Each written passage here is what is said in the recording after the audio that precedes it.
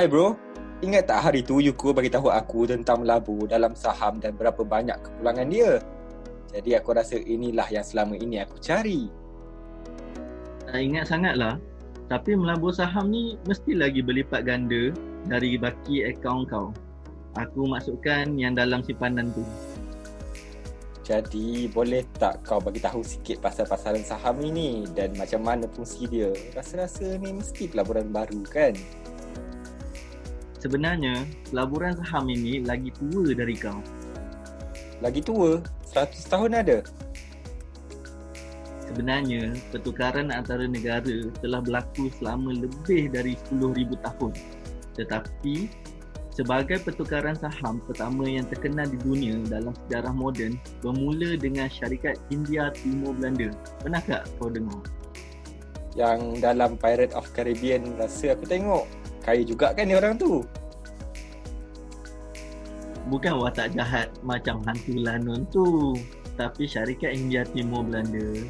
Mereka adalah antara syarikat terbesar di abad ke-17 dengan jumlah kapal terbesar yang berdagang pada waktu itu di dunia. Mereka lah yang selalu membawa rempah dari Asia ke Eropah.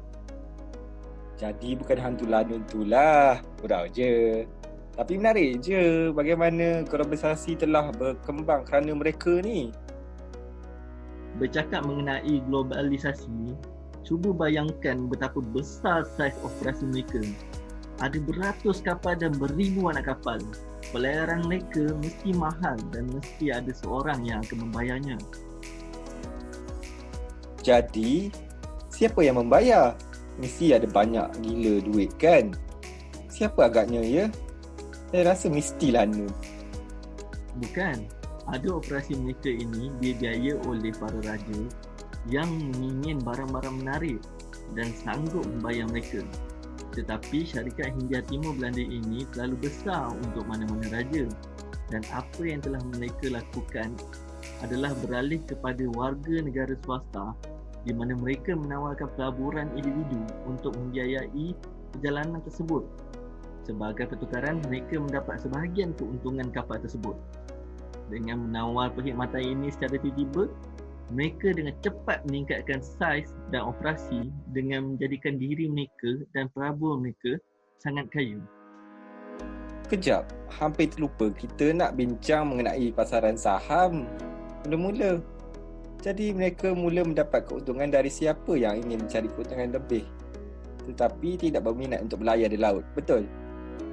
Mereka melabur kepada sesuatu perjalanan atau perdagangan yang spesifik yang tidak mempunyai bahagian dalam perhantaran seperti biji kopi, rempah, pelabuhan perhantaran dan lain-lain. Sama seperti pertukaran saham hari ini di mana mereka melabur kepada pihak tertentu mengikut kepada pelaburan yang mereka minat. Wow, senang sangat tu. Tapi aku tak faham kenapa ramai orang cakap saham ni susah. 400 tahun lepas mudah sebab kau tahu dengan siapa kau berunding. Tetapi hari ini sahaja di bursa saham Amerika ada 15,000 syarikat. Selain itu, terdapat banyak sekolah, YouTuber, saluran penuh dan kerjaya yang sepenuhnya berdedikasi untuk bursa saham. Bayangkan bahawa ini hanya contoh Amerika di mana setiap negara mempunyai pertukarannya sendiri dengan syarikat tersenarai sendiri. Aku rasa aku dah mula faham kenapa orang cakap ianya susah. Jadi macam mana syarikat dan pelabur berhubung sekarang? Boleh bagi contoh tak? Itu satu idea yang menarik, Kerry. Jom tengok contoh. Pada waktu ini, mana-mana syarikat yang membuat produk atau servis akan melalui beberapa peringkat dan mereka ada pelbagai pilihan. Dan pilihannya adalah antara pinjaman duit dari keluarga dan rakan-rakan mereka untuk permulaan dan menawarkan sesuatu kembali atau mendapatkan dari para pelabur. Dan benih pertama berasal dari pelabur komersial besar yang dapat mengesahkan semula sama ada idea atau perkhidmatan anda cukup baik. Tindakan ini biasanya disebut seed rounding atau siri A. Ini adalah ketika syarikat menjual persen saham syarikat kepada pelabur. Bolehkah saya memasuki seed rounding ini atau siri A? Saya ingin mencari Google yang baru dan rasa saya ada simpanan sekitar 10,000 USD. Malangnya 10,000 tak cukup untuk melabur ke dalam pelaburan siri A kerana jenis perkhidmatan Google yang berusaha mengumpulkan berjuta-juta dan mencari pelabur dari syarikat yang memahami bagaimana untuk menolong mereka mempromosikan perkhidmatan mereka. Aduh, saya rasa melabur dalam syarikat sama sekali bukan untuk saya. Kalaulah saya ada berjuta ringgit. Tenang bro, jangan mengalah. Masih ada cara lagi untuk melabur dalam Google untuk 10,000 tu. Bila syarikat dah bersedia untuk memasuki bursa saham dengan rakan kongsi mereka yang lebih besar, mereka akan melalui IPO yang akan membolehkan mereka menjual saham mereka kepada sesiapa yang ingin melabur. Oh, nasib baik. Cerita panjang jadi pendek. Seed rounding memerlukan berjuta-juta dan hanya tersedia untuk beberapa orang yang terpilih. Setelah IPO, jadi inilah masanya untuk melabur 10,000 itu. Betul bro, macam tu lah. Bila kau berada di bursa saham, anda dapat menolong syarikat untuk berkembang dengan melabur sahamnya. Dan apabila semakin berjaya, makin ramai pembeli yang ingin melihat potensi dan terus membeli stok.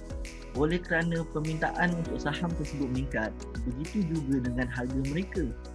Meningkatkan lagi kos untuk calon pembeli dan menaikkan nilai saham syarikat yang sudah dimiliki pelabur. Bagi syarikat, peningkatan interest ini membantu membiayai inisiatif baru dan juga meningkatkan nilai pasaran keseluruhannya dengan menunjukkan berapa banyak orang yang bersedia melabur dalam idea mereka. Jadi, kenapa syarikat-syarikat ini tak pergi IPO pada awalnya?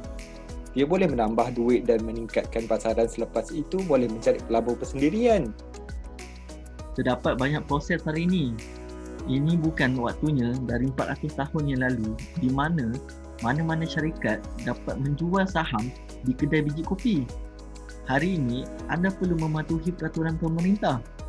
Itu adalah perbelanjaan yang mahal dari segi masa dan wang, dan cuba kau bayangkan, tanpa duit yang masuk, bisnes susah nak jalan. Wow, tapi bagus juga. Maknanya semua syarikat di sana harus diperiksa sebelum memasuki pasaran.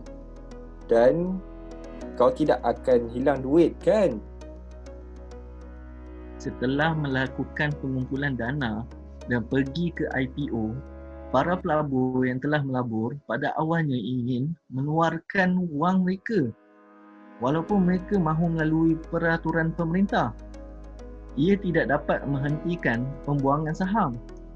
Juga jika syarikat itu tidak menguntungkan seperti yang dijangka, nilai saham mereka akan menurun. Ia akan membuat pelabur menjual saham tersebut untuk mengambil keuntungan sebelum syarikat kehilangan lebih banyak nilai. Oleh kerana stok dijual dan permintaan untuk stok turun, harga saham jatuh bersama dengan nilai pasaran syarikat. Okey. Jadi apa punca perubahan harga stok? Okey, ada beberapa faktor. Aktiviti ekonomi negara, output syarikat dan perkara terbesar adalah pandangan pelabur. Jika persepsi syarikat oleh pelabur menurun, mereka boleh punah dalam satu malam dengan menjual semua stok dan membuang nilainya untuk syarikat yang berprestasi kuat. Wow, bahaya dan komplikasi sangat jelas sekarang. Jadi, adakah strategi yang digunakan oleh profesional untuk menghilangkan risiko ini? Bagaimana mereka melabur? Profesional tengok akan beberapa perkara asas, teknikal dan perubahan masa akan datang ekonomi global yang mampu memberi impak kepada pelaburan saham itu. Alamak. Jadi, saya kena masuk semula universiti dan dapatkan ijazah untuk belajar semua ni. Menariknya, dalam universiti tak ada pun mengajar perkara ni. Mereka ni memang berpengalaman dalam bidang pelaburan. Kau pun boleh belajar bila kau dah biasa dalam bidang ini. Bukan itu sahaja, kau boleh dengar dengan cerita, berita buruk atau faktor lebih besar macam perubahan peraturan dan polisi perdagangan. Dan tentu ramai pelabur dah bersedia untuk menjual stok mereka untuk keperluan peribadi. Baik, faham. Maknanya saya boleh belajar semua ini melalui sumber awam. Menarik. Lepas buat penyelidikan, apa yang patut saya buat?